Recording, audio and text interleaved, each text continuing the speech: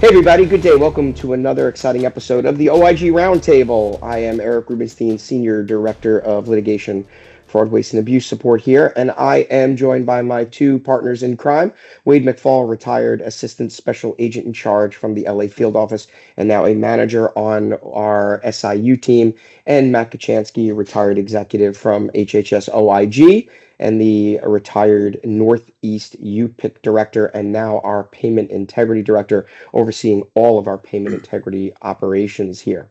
So today we want to talk about, we want to go and revisit the topic of return on investment, ROI. Everybody likes to talk about ROI from the recoveries perspective, the savings perspective, but there's a piece of ROI that's really an intangible and difficult to assess, and that's ROI relative to training. We often find that our clients want training and our clients want to elevate their SIUs, but oftentimes we find that part of the conversation internally within the payer is whether or not it's worth the time. Is the juice worth the squeeze, so to speak? And so a piece of this is, how do we measure ROI? Because it really isn't financially driven when we're talking about return on investment from a training perspective. There's the big piece is the subjectivity of ROI and the objectivity of ROI, and whether or not you're getting that return on investment from your staff as it relates to that. So Wade, I want to start with you because we were just talking a lot about this. And you, Matt, and I all spent a bulk of our time at OI responsible for training. You were a firearms instructor. Matt coordinated a lot of training from the headquarters level and was part of a lot of the outreach that was done from the headquarters perspective, as they call it. Particularly, Matt, when you took over doing the child support enforcement, going out and doing a lot of that training. I remember that training very well, actually, because I remember being in rooms with hundreds of people from local, regional, state, and federal organizations. I was a defensive tactics instructor. I was also the sort of the emergency medical instructor. And then here, we do a ton of training for our SIU clients. And there is this issue about subjective responses and objective responses. And the first part is being able to assess in a post-training environment about whether or not you felt that that training was relevant, right? And the biggest thing that I want to talk about from that subjective versus objective is this whole premise of, is your audience the right audience? When you're doing training, you may be giving it to everybody in an SIU, but is that training really relevant to the people that are there? Which then lends itself to whether or not that response is going to be objective or subjective, as the case may be.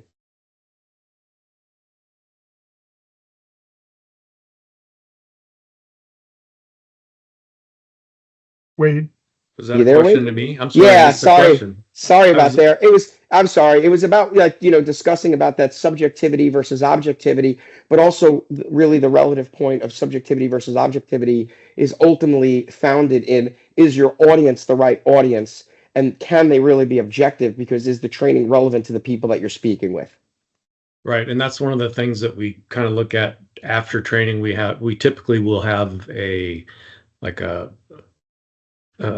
like a results response as to give them like 5 questions on answer 1 to 5 or whatever as to was this relevant or was it helpful, and it goes into things like was the speaker effective, was the material effective to your job, was it understandable, those types of things. And you can get you know you're kind of limited as to the feedback you can get on a minimally number of questions, 5 to 8 questions, and the response is just 1 to 5, something to that effect. So it's really more important. And if it's a big group, you can't interview and sit down and talk to every member to kind of go deeper as to how effective the training was. But outside of those questions, the 1 to 5 questions, I think it's important to sit down and talk to people about, maybe do a sample of people and do that one-on-one questioning,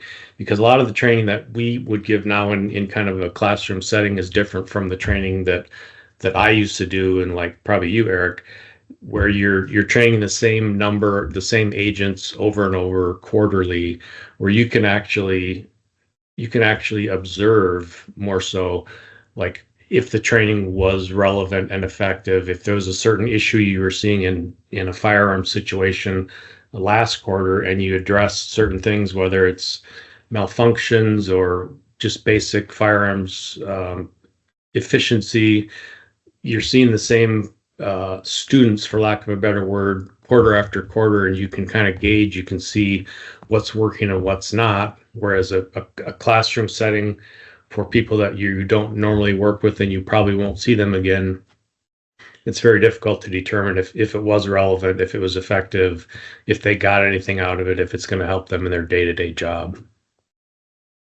So you bring up a good point.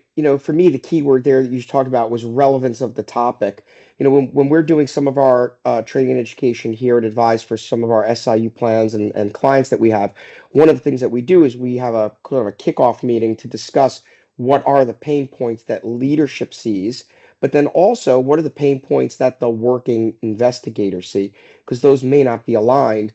And, we kind of talk about addressing that. So, part of the metric for me is understanding what are those pain points that management sees and why are there oftentimes disconnects between what management sees as relevant training versus what the investigators see, because it's sometimes important to understand why does management feel that this is a relevant topic, but the SIU investigators may have a different take on what is going to be that piece of relevance. But Matt, I want to go to you because this then gets to this whole premise of, is training always for everyone? You may have really relevant topics, but those relevant topics may only be for a subset of people.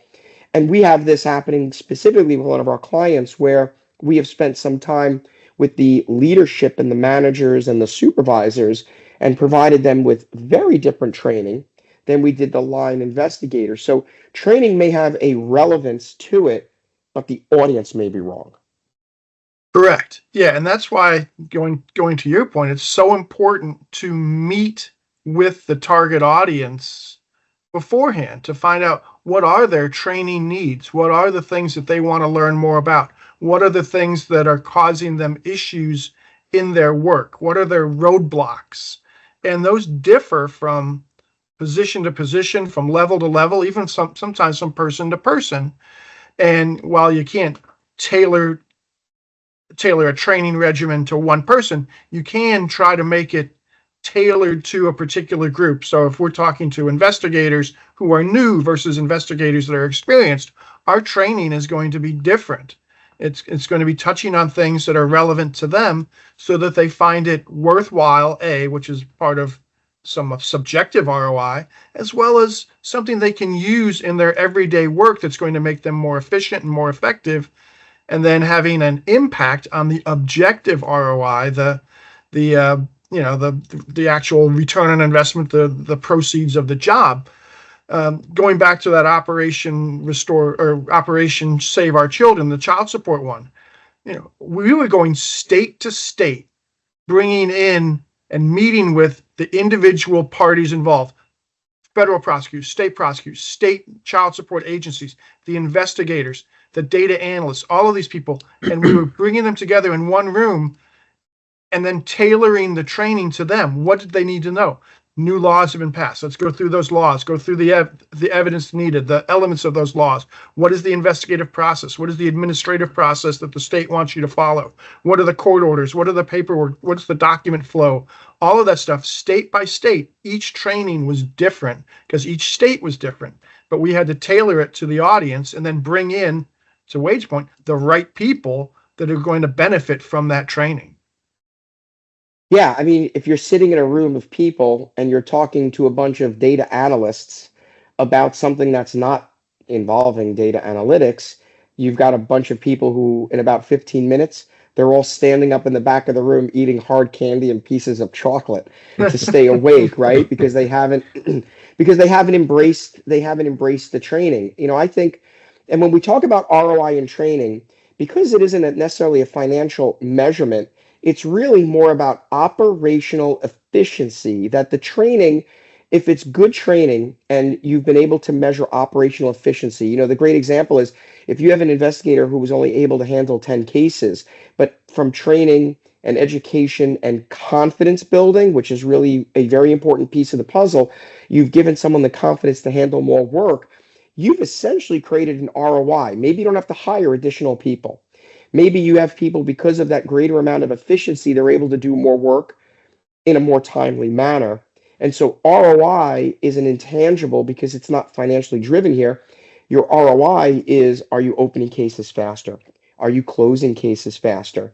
Are you able to then show, hey, these are creating initiatives. These are helping to create priorities, particularly if you do training in which you're not going to, the training is not going to result in some initiative or priority. For example, if you have people come in and do a training session on podiatry fraud, but then none of your investigators are working podiatry fraud, you've essentially wasted everybody's time, right? Should it lead to an initiative? Should it lead to a reprioritization? And so that last piece, Matt, is implementing what's been taught. Right, exactly. There are three, you can break down program integrity into three basic steps: identification, investigation, and resolution of cases. Training impacts all of those things. In identification, you become more efficient in identifying those cases that are of higher priority, higher return on investment, higher program vulnerability to the plan. You identify those things, and you'd be trained on how to identify those things in the data.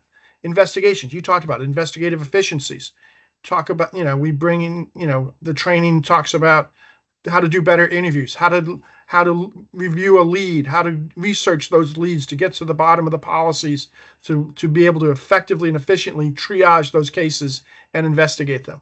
And then resolution is bringing them to a sound, defensible administrative action. And that's partly in the training of how to document the cases, how to actually process those cases to make sure that you're filing a consistent basis that's defensible at the end, and therefore more ROI because there's less appeals, less overturns of denied claims and things like that.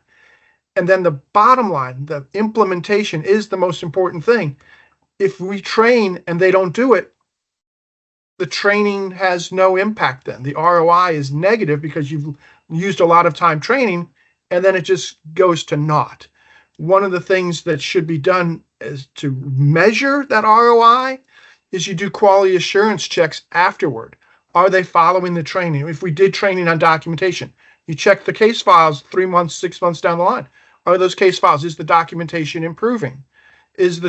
Are we seeing better identification of cases up front? Is the loss amounts going up in the cases that are being identified? Those are the types of quantitative quality assurance checks that can be done to see if training is being implemented. Yeah, and I mean, you're hitting, those are the important pieces. So Wade, I want to go to you for the final word on this, which is, I guess the best way to describe it is staff morale. Training can actually be a morale booster for people because it can help to reinvigorate them and things of that sort. But obviously, training for the sake of training does not create morale. And we know this because at OIG, we would have a lot of mandatory training that we had to slog through, whether you liked it or not. But there are opportunities where people would be able to go to conferences or training and things of that sort. So what are some of the things that you see, like, for example, as a manager and, putting back your OIG hat, you don't just want to spend money on training that doesn't result in something, because the goal is to have training that results in something positive, which creates that intangible ROI. Morale is an intangible ROI. When people are happy about where they are, when they're enjoying the work they're doing, those are positives and people become motivated. What are some of the things from a training perspective that you are looking at to get people involved in to create that positivity? And how do you even assess what's going to make people happy? Well, I think there's two things that I would look at. One is making the training relevant to their jobs, like you say, so they're not sitting through something that's data related if they don't deal with data, or just so it's relevant and it's going to help them in the long run.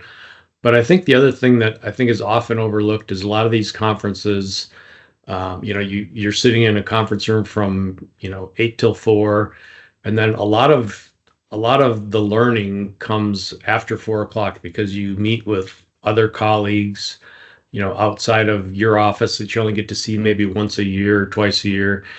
And a lot of the times throughout the night, there's happy hours, there's dinners, and the conversation continues on work related stuff. It's not just like, oh, we're off and we're talking about vacation.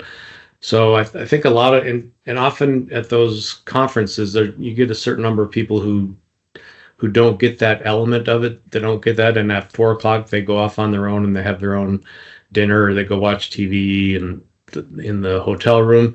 And I think that's really a big miss, because I think probably as much is gained after 4 o'clock in some situations as is during the 8 hours of lecture that you listen to. So I think that's something that I think not only is motivating for um, agents or investigators to see people that they don't get the chance to see that often, but I really do feel like the conversation goes back to what was talked about during the day, the different classes. You're talking about which session did you attend and comparing and contrasting. So I think that's one area of training that, if it's an in-person training, is really valuable. And I mean, you can't deny that now a lot of the training can be done post-COVID through Teams, or the actual presentation of information, I think, is looked at differently now than it was pre-2020, because we've all gotten used to Teams and FaceTime or whatever. But I think there's an element of that being in person, where you get to talk with your colleagues, see colleagues you haven't seen for a while, and really hash over the training and the different elements. It may not be strictly training related, but it's almost always all work related, the discussions after hours. So it's a hard sell a lot of times to send people to training, because it's much more expensive than doing it online. But there's really an element that I think gets overlooked, and shouldn't, that time of being together and discussing things, whether it be during breaks or after hours or whatever, is really a valuable portion of the training. Yeah, that's a great takeaway. We went up for a 1 day training recently for one of our clients. It was just an 8 hour day. It was a very small SIU of about 7 people. And they brought lunch in. So we got to stay in the room and get to know each other.